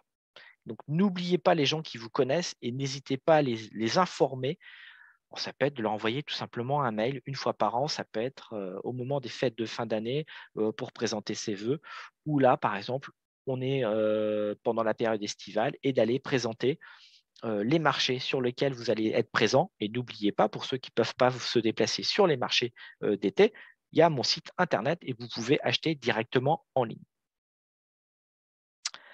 Des solutions pour créer votre site Internet. Alors, en solo, vous pouvez le faire tout seul avec des plateformes de création de site Internet. Ça existe. Il faut quand même de bonnes connaissances en informatique, des compétences. On a mis solide, mais il ne faut pas avoir peur de l'outil informatique. Et c'est vrai que travailler tout seul, ce n'est pas le plus facile. Et vous avez vu tous les points qu'on a pu aborder. Ça peut être aussi en formation. On propose à la Chambre de métiers des formations pour prendre en main votre projet. Bien sûr, il faut connaître un petit peu l'outil informatique, mais pas au niveau aussi poussé qu'en solo, parce que là, on va vous accompagner, on va vous guider. Donc, ça peut être vous qui allez construire votre site Internet. Le gros avantage, c'est que vous aurez la main sur l'outil et vous serez capable aussi de le mettre à jour, de le gérer, de le faire vivre. Vous pouvez aussi tout simplement laisser les pros faire en passant par une agence de web designer, une agence de communication qui vous fera le site Internet. Alors, comme l'a dit Lionel, la Chambre de métier vous accompagne. On peut vous accompagner sur des formations numériques. On peut vous accompagner pour faire un diagnostic numérique de l'entreprise, ou ça peut être un diagnostic de site Internet. Ça peut être aussi de rédiger ensemble le cahier des charges. Si vous avez déjà un site Internet, tout à l'heure, je ne me rappelle plus de la personne, mais que tu as conseillé, Lionel, de se rapprocher de notre collègue Margot, tout simplement de faire un audit du site Internet actuel et puis de regarder comment est-ce qu'on pourrait le faire migrer vers un site de boutique en ligne. Au niveau de la Chambre de métier, on propose aussi la signature électronique pour tout ce qui est le SIV, ça c'est pour les garages automobiles, l'immatriculation des voitures, les marchés publics pour répondre à des appels d'offres. On vous accompagne gratuitement sur mesure, ça sous forme d'une journée ou d'une demi-journée, après ou en équivalent d'une demi-journée. On ne va pas forcément passer ensemble une demi-journée, ça peut être 2 fois 2 heures. Alors, pourquoi ces accompagnements sont gratuits? Tout simplement parce qu'on a une convention avec le Conseil régional de Bourgogne et on est financé par la région. Donc, la prestation est gratuite pour vous et nous, on est financé par la région pour le faire. On peut travailler avec vous sur la réservation du nom de domaine, sur les réseaux sociaux, Facebook, Marketplace, on peut citer Instagram, réalisation du fichier clientèle, réglementation RGPD, le paramétrage, la prise en main d'outils comme Chorus Pro, de signature électronique. Alors moi, je ne suis pas compétent sur tous ces domaines-là. Et comme l'a dit tout à l'heure Lionel, on a une carte, on a des collègues et on peut très bien intervenir dans d'autres départements à distance. On est une équipe et on échange énormément entre nous et on va aller chercher les compétences là où elles sont. Et là, je vous remets à l'écran les coordonnées de tous vos collègues avec le mail, le téléphone pour nous contacter. Et je vais redonner la parole à Lionel, voir s'il y a de nouvelles questions ou de nouvelles demandes. Non, c'est tout impeccable. Toutes les questions ont été répondues. Mais effectivement, voilà, si vous en avez d'autres, si vous voulez aller plus loin dans votre raisonnement et dans la création de votre site internet e-commerce, voilà, n'hésitez pas à nous contacter. Pascal en Côte d'Or, Thierry dans Lyon, Muriel en Haute-Saône, Mélodie en Nièvre, moi-même dans le Jura, Margot en Saône-et-Loire et David sur le Doubs et le territoire de Belfort. On est là effectivement pour vous accompagner et puis pour être un petit peu plus, on va dire, précis et personnalisé en fonction de vos besoins. Donc l'important, c'est de nous contacter, on fait le point et après on vous redirige vers la plateforme la plus adaptée. Moi, je vous en ai présenté un WordPress parce qu'on fait des formations avec cet outil-là au niveau de la chambre de métier Bourgogne-Franche-Comté. Il y en a d'autres et ça va dépendre, c'est du cas par cas, ça va dépendre de vos attentes, de vos besoins. On n'était pas là pour faire un webinaire, de présenter tout un tas d'outils. C'est vraiment après du cas par cas et de faire le point ensemble en fonction de vos attentes, de vos besoins. Voilà, c'est pour ça qu'après, on vous invite plus à vous rapprocher, se rapprocher de nous. Et allez, juste avant que vous partiez, je vais vous proposer un petit sondage en ligne. Est-ce qu'il y en a parmi vous qui souhaiteraient être accompagnés? On vous propose un petit questionnaire. Vous nous dites oui, je suis intéressé par le numérique. Oui, mais pas que le numérique. Donc là, on relaiera vers notre collègue. Ou ben non, forcément, je ne veux pas forcément un accompagnement actuellement. Alors, on ne dit pas qu'on vous rappellera avec Lionel dans la foulée, parce qu'on est, on est pas mal pris cette semaine et vous êtes nombreux à nous suivre, mais on va se répartir vos demandes et on vous recontactera pour vous accompagner. Voilà. Donc, en attendant que tout le monde réponde, je ne sais pas s'il y a d'autres petites questions qui arrivent. Voilà. Donc, moi, j'espère que vous avez été satisfait de ces webinaires, qu'on a répondu à vos questions et que vous n'hésiterez pas surtout à nous recontacter, à nous ressolliciter. Alors, pour répondre à la question la plus posée lors de ces webinaires, oui, le webinaire est enregistré et oui, il sera visible en replay très très prochainement. Alors, on va pas pouvoir le mettre dans la foulée tout de suite Je derrière. pense qu'il sera dans la semaine prochaine. On a eu des petits soucis. On ne se garantit pas qu'on aura tous les replays de tous les webinaires. On va faire notre maximum. Vous allez recevoir demain un lien qui vous renverra le lien vers la chambre de métier. Mais on s'engage à ce que la semaine prochaine, à tous ceux qui auront participé ou inscrits au webinaire, on vous en renverra la page avec tous les replays disponibles. Vous nous laissez un petit peu de temps. Je dirais, on s'engage à le faire dans la semaine prochaine. Ça fait, il y a un peu de boulot à faire tout le montage. Voilà. Voilà pour tout le monde. Merci Merci. beaucoup à toutes et tous de nous avoir suivis. La semaine du numérique continue. Encore 3 jours pour, euh, pour prendre plein d'infos sur tous les sujets. Donc, n'hésitez pas, si vous n'êtes pas encore inscrit sur d'autres, artisanat-bfc.fr/numérique, vous pouvez vous inscrire au prochain webinaire et y participer. À ceux qui sont déjà inscrits, je vous dis à la revoyure et ça sera très vite.